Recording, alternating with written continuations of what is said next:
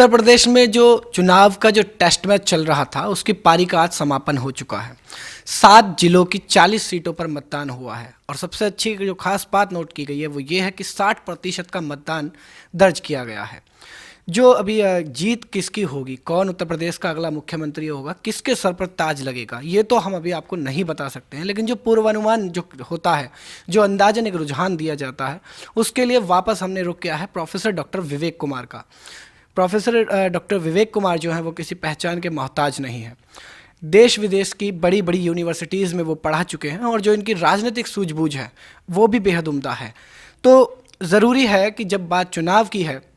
और जैसा कि अभी बताया जा रहा है कि 11 मार्च को नतीजे आने वाले हैं, लेकिन अगर 11 मार्च के पहले नतीजे लेने की कोशिश की जाए तो एक सबसे अच्छा जो हमारे पास नाम है वो प्रोफेसर डॉक्टर विवेक कुमार का है। उनकी राय ज़रूरी है इसमें। तो उनसे पूछेंगे कि अभी तक जो मतदान हुआ है, जो आज आखिरी दौर का जो मतदान ख़त्म हुआ है, इसके बाद अब वो किस पार्टी को मजबूत स्थिति में देख रहे हैं और किसके जीत सर पर वो जीत का सहरा देखना चाहते हैं।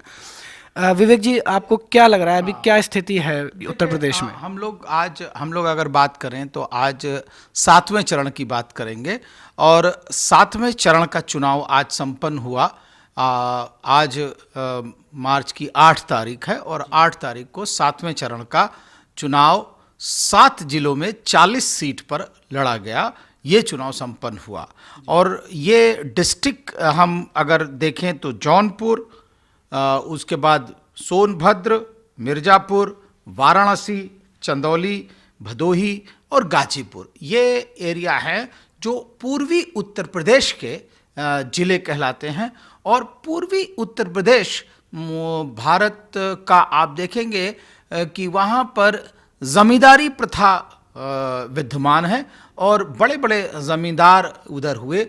और लैंड पर यानी कि भूमि पर यहाँ पर दबाव ज़्यादा है। गरीबी बनिस्बत पश्चिम उत्तर प्रदेश के बनिस्बत यहाँ पर ज़्यादा है और इसलिए यहाँ पर एक जाति समीकरण भी उभर करके आता है। दूसरा, यहाँ पर इस एरिया के अंदर जो मुस्लिम आबादी है, अक़लियत समाज की, अल्पसंख्यकों की संख्या भी यहाँ पर ज़्यादा दिखाई पड़ती है। तो अगर आप सामाजिक संरचना के ऊपर जाएं तो यहाँ पर शेड्यूल कास्ट, शेड्यूल ट्राइब 2 सीटें आपने देखा होगा कि ओबरा जो है वो शेड्यूल ट्राइब पहली बार वोट करेगी और 2 सीटें यहाँ पर अनुसूचित जनजाति के लिए भी इसमें रिजर्व हैं। तो एक तरफ से अगर हम भारतीय संरचनात्मक ढांचे का एनालिसिस करें तो यहाँ पर हमें सभी वर्णों के लोग मिलते हैं। यहाँ पर चाहे वो दलित समाज हो, चाहे वो ब्राह्मण समाज हो, चाहे वो क्षत्रिय समाज हो, वैश्य समाज हो और उसके बाद मुस्लिम अक़लियत समाज हो, ट्राइबल हो और यहाँ तक कि यादव बाहुल कुछ एरिया हैं और वैश्य समाज के लोग भी यहाँ पर मिलते हैं। तो भारतवर्ष के सभी वर्णों और अक़लियत समाज मिला करके ये पूर्वी उत्तर प्रदेश का जो ये 40 जिले हैं, 40 सीटें हैं, वो हमको बताती हैं।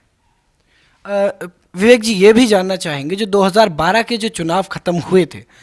उसकी जो स्थिति थी वो अभी यहाँ पर नहीं देखने को मिल रही है, तो इससे अभी क्या अंदाजा लगा रहे हैं आप? देखिए, आज अगर आप देखेंगे जो चुनाव का प्रतिशत रहा है वो आपने भी बताया और टीवी वाले बता रहे हैं कि 60 से ऊपर है।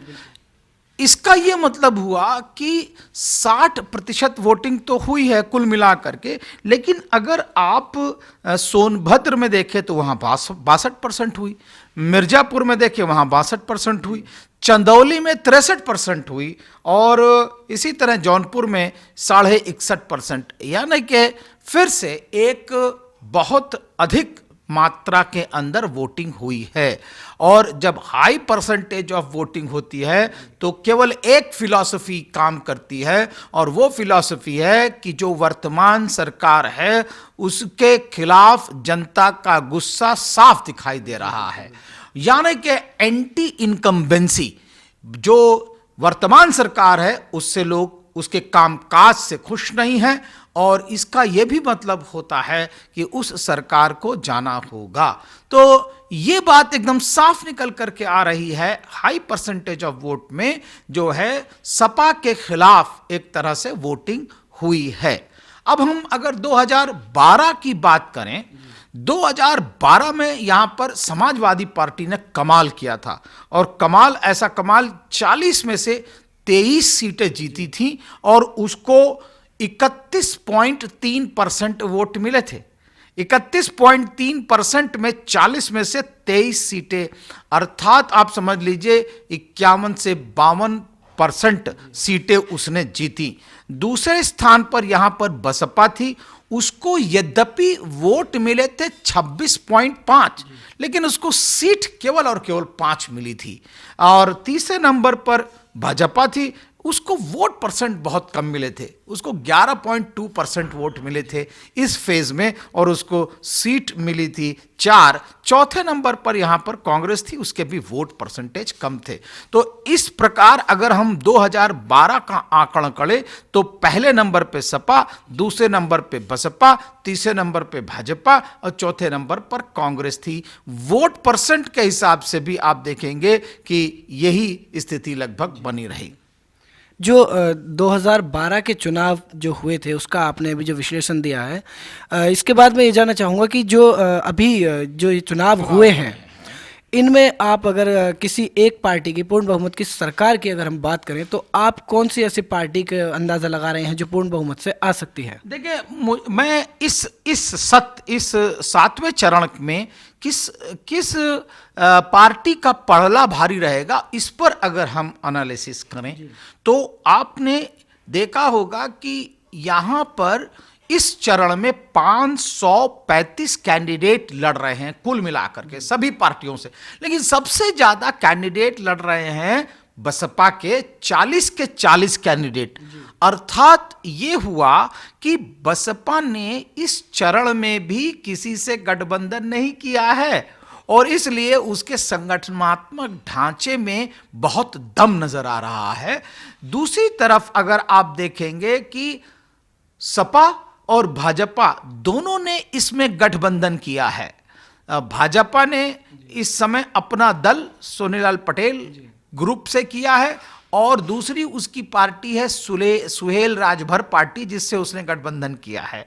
और तीसरी तरफ आपने देखा होगा कि कांग्रेस और सपा गठबंधन में उतरी है, तो ये दोनों पहले ही कम सीटों पर लड़ रही हैं। इसका मतलब ये जो दोनों पार्टियां हैं इनको अपने ऊपर पूरा भरोसा नहीं था, अपने संगठनात्मक ढांचे पर उसकी ताकत पे भरोसा नहीं था और इसलिए इन्होंने गठबंधन में लड़ाई लड़ी। अब हम आते हैं कि यहां पर कुल मिलाकर के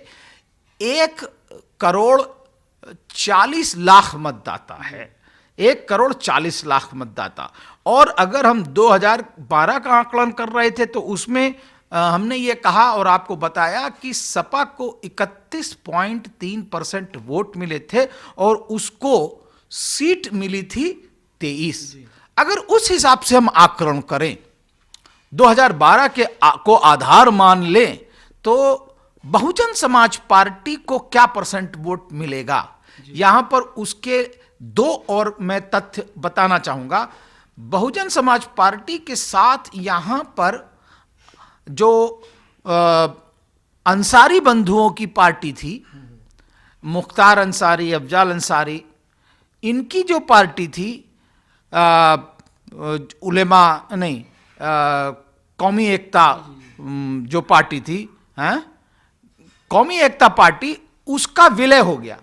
बसपा में। और दूसरी तरफ उलेमा काउंसिल एक बहुत जोरदार पार्टी थी इस एरिया के अंदर जो अक़लियत समाज में दम रखती थी, वो पार्टी भी जो है बहुजन समाज पार्टी को सपोर्ट कर रही है। अब अगर इस 40 सीटों पर दलित और अल्पसंख्यक दोनों का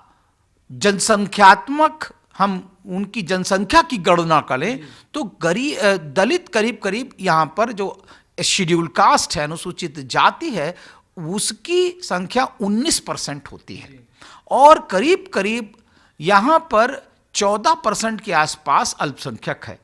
अगर हम दोनों को जोड़ दें तो इन दोनों की संख्या 33% हो जाती है। अब आप यहाँ पर इस एरिया में, जौनपुर एरिया के अंदर आप देखेंगे कि बहुजन समाज पार्टी का यादव, जैसे बदलापुर एक कॉन्स्टिट्यूएंसी है, बदलापुर में बहुजन समाज पार्टी ने जो है यादव कैंडिडेट दिया है और वह कैंडिडेट एकदम साफ साफ निकल रहा है। तो बहुजन समाज पार्टी का यादव कैंडिडेट भी जुड़ रहा है, शेड्यूल कास्ट कैंडिडेट मतदाता भी जुड़ रहा है। और अगर आप अंसारी बंधुओं का जो गाजीपुर एरिया के अंदर, मऊ जो पिछली बार में गया, आजमगढ़ पिछली बार में गया, तो गाजीपुर के अंदर एक कहानी बता रहे थे लोग कि जिस प्रकार से समाजवादी पार्टी ने कौमी एकता दल के अंसारी बंधुओं की बेइज्जती की, पहले उनसे कहा कि आप हमारी पार्टी में मर्ज हो जाओ और उसके बाद उनको हटा दिया। इससे पहले समाजवादी पार्टी ने जब राज्यसभा के लिए चुनाव हुए तब भी उनसे वोट तो ले लिया, लेकिन जब उनको इज्जत देने की बात आई तो उनको नकार दिया। तो इसलिए पूरब का, गाजीपुर एरिया का जो अल्पसंख्यक समाज है वो बहुत नाराज है समाजवादी पार्टी से, और इसलिए उसको भाजपा के बरक्स, भाजपा के खिलाफ केवल एक दल नजर आ रहा है, वो है बहुजन समाज पार्टी। तो एक बार फिर ये बात क्लियर हो जाती है कि बहुजन समाज पार्टी का पलड़ा भारी दिख रहा है। तीसरी तरफ आप देखेंगे कि इस चुनाव के चरण के पहले जिस प्रकार भारत के प्रधानमंत्री माननीय मोदी जी ने वाराणसी के अंदर अपना पूरा का पूरा लौ लश्कर के साथ वहां पर जो अपना पंडाल गाड़ा, वह इस बात को प्रमाणित करता है कि कहीं ना कहीं भाजपा भी आत्मविश्वास में नहीं है, वो कहीं ना कहीं उसका आत्मविश्वास खोया हुआ दिखाई पड़ रहा है और वह अपनी शाख को बचाने के लिए प्रयत्न कर रही है। तो एक बार फिर से ये बात साबित हो जाती है कि इस चरण में अगर हम केवल और केवल अल्पसंख्यक और अनुसूचित जाति का वोट मिला दें, उसके बाद कुर्मी समाज का थोड़ा सा वोट मिल जाए, यादव समाज का वोट मिल जाए और ट्राइबल समाज का वोट मिल जाए, जब क्योंकि वोट परसेंटेज ज़्यादा वोटिंग हुई है, तो मुझे लगता है बहुजन समाज पार्टी 40 में से कम 25 सीटें इस राउंड में जीत रही है, ऐसा दिखाई पड़ रहा है। उत्तर प्रदेश विधानसभा चुनाव के जो ये रुझान का जो पूर्व अनुमान है, अभी तक ये किसी ने भी नहीं दिखाया है। सबसे पहले हम आपके पास लेकर आ रहे हैं, नेशनल दस्तक आपके पास लेकर आ रहा है, प्रोफेसर डॉक्टर विवेक कुमार हमारे साथ है, जिनकी हम बता चुके हैं कि जो राजनीतिक सूझबूझ है वो बहुत ज़्यादा उम्दा है। विवेक जी, आपसे एक सवाल पर मैं खास आपका नज़रिया जानना चाहूँगा। जो वाराणसी की सीट है, मीडिया में, सोशल मीडिया में ये चर्चा हो रही है कि जो नरेंद्र मोदी है उनकी इज्जत इस पर दांव पर लगी है, तो वो आपको किसके पाले में जाती दिख रही है? देखिए, मुझे एक बात और कहनी है। देखिए, पूर्वांचल में स्पेशली जब छठा चरण खत्म हुआ तो उसी समय, उसी दिन से छठे चरण के खत्म होते होते माननीय प्रधानमंत्री जी आ गए थे वाराणसी में। लेकिन जब छठे चरण का चुनाव चल रहा था तो उस छठे चरण के चुनाव के जो सीटें जा रही थी, 49 सीटें उस समय दांव पर थीं। तो उस समय एक नारा चल रहा था, एक पूर्वी उत्तर प्रदेश के अंदर इन डिस्ट्रिक्ट्स में एक पोयम सी गढ़ी गई। वह ऐसे थी, मैं उसकी बात आपको बताना चाहूंगा। पंजा गईल खड़ंजा में, पंजा गईल खड़ंजा में फूल गईल मुरझाए, भाग रे भैया साइकिल लेके हाथी गईल बौराए। तो आप ये देखिए कि हाथी का जो वहां पर जोर है और उसके साथ जो लोग जोश से जुड़े हैं, कहीं ना कहीं इस बात को भारतीय जनता पार्टी समझ रही थी कि उनकी जो 8 सीटें हैं वाराणसी की, पूर्वी है, उत्तरी है, दक्षिणी है, कैंट है, रोहनिया है, शिवपुर है और पिंडारा है, उजागर है, सेनापुरी है, ये जो सीटें हैं इसमें कहीं ना कहीं सेंधमारी हो गई है और प्रधानमंत्री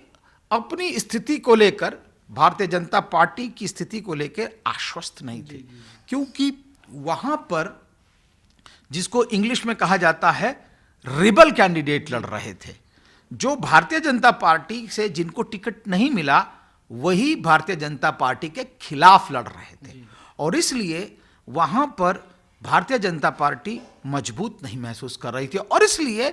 भारतीय जनता पार्टी बाकायदा इस बात की वहां पर अपने लौ लश्कर मिनिस्टर, अपने शीर्ष लीडरों के साथ वहां पर बैठी। तो इसलिए यह लग रहा है कि अगर प्रधानमंत्री वहां पर 4 सीट भी जीत ले जाएंगे तो यह अपने आप में उनके लिए इज्जत बचाने वाली बात होगी।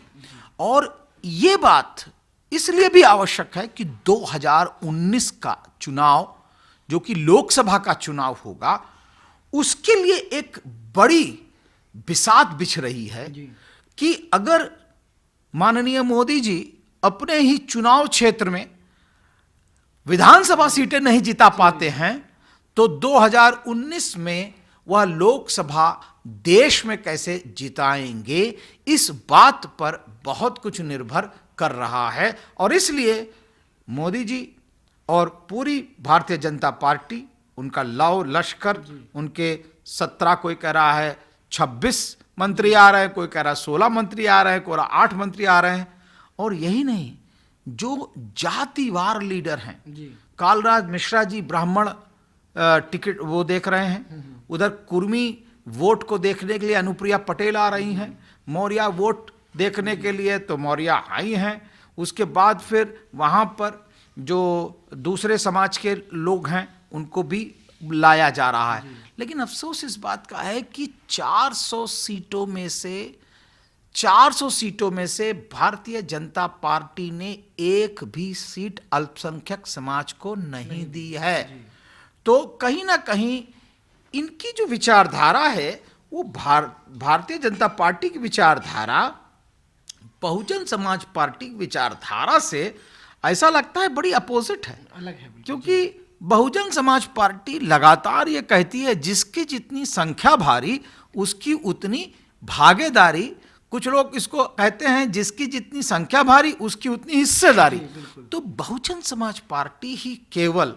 उत्तर प्रदेश में एक मान्य पार्टी है जिसने लोगों की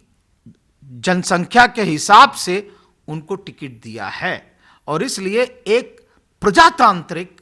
पार्टी होने का वो दम भर सकती है। और उसके लीडर, जो बहुजन समाज पार्टी की जो लीडर हैं माननीय मायावती जी ने, जो राष्ट्र लीडर हैं उन्होंने जिस प्रकार का कैंपेन चलाया, जिस सौम्यता का उन्होंने प्रदर्शन किया, जिस सौम्यता से उन्होंने अपनी राजनीतिक परिपक्वता का और कभी भी अनर्गल भाषा का प्रयोग नहीं किया, किसी के प्रति कोई भी अपशब्द नहीं कहे और बड़ी स्वच्छता से उन्होंने अपनी राजनीतिक विचारधारा का जो एजेंडा था उसको जनता के सामने रखा। मुझे लगता है कि आने वाले समय में लोग और राजनीतिक दल उनसे बाकायदा लेसन लेंगे, उनसे पाठ पढ़ेंगे कि बिना चकाचौंध के, बिना कॉरपोरेट मीडिया के बिना आप कैसे इलेक्शन लड़ सकते हैं। और आने वाले समय में ये अपने आप में एक नज़ीर होगी, ये अपने आप में उदाहरण होगा बहुत सारे दलों के लिए, क्योंकि दूसरे दल भाजपा बड़े बड़े वॉर रूम बना करके लड़ रही है, कॉरपोरेट मीडिया उसके साथ है, सपा और कांग्रेस के लिए एक बहुत बड़े विचारक उसके पीछे लगे हुए हैं, वो लड़ा रहे हैं। और दूसरी तरफ सपा के लिए हार्वर्ड से बुलाए गए लोग एक्सपर्ट लगे हुए हैं और तीसरी तरफ बहुजन समाज पार्टी अपने पुराने एक ढर्रे के हिसाब से जो परंपरावादी राजनीति है कि उसके दल होने चाहिए, संगठन होना चाहिए, संगठन के अंदर संगठनात्मक ढांचा होना चाहिए, उसके कार्यकर्ता होना चाहिए, जमीन में किराए के कार्यकर्ता से नहीं, अपने किराए, अपने कार्यकर्ता जो कि वैचारिक रूप से सुचारू रूप से अपना काम चले, ऐसी लड़ाई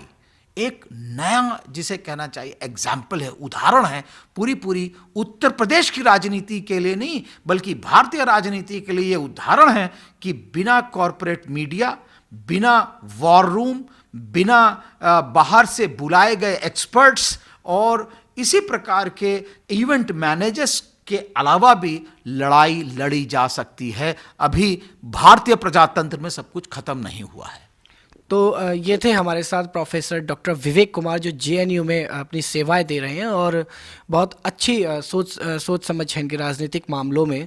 हम हमेशा ही इनके जो रुझान हैं वो आप तक लेके आते रहे हैं और लगभग वो सत्यता की कसौटी पर पूरी तरह से खरे उतरते हैं। 11 मार्च में अब ये फैसला होना तय है। हालांकि 11 मार्च को लेकर अभी संशय बताया जा रहा है, कहा जा रहा है कि इसको आगे भी बढ़ाया जा सकता है, लेकिन आधिकारिक तौर से पुष्टि नहीं हुई है। तो 11 मार्च में संभव है कि जो चुनाव के नतीजे हैं वो सामने आए और बिल्कुल हम ये देखना चाहेंगे कि किस पार्टी के सर पे जीत का सहरा बनने वाला है, उत्तर प्रदेश का अगला मुख्यमंत्री कौन होने वाला है। कैमरा पर्सन गौतम के साथ मैं लव कुमार, दिल्ली नेशनल दस्तक।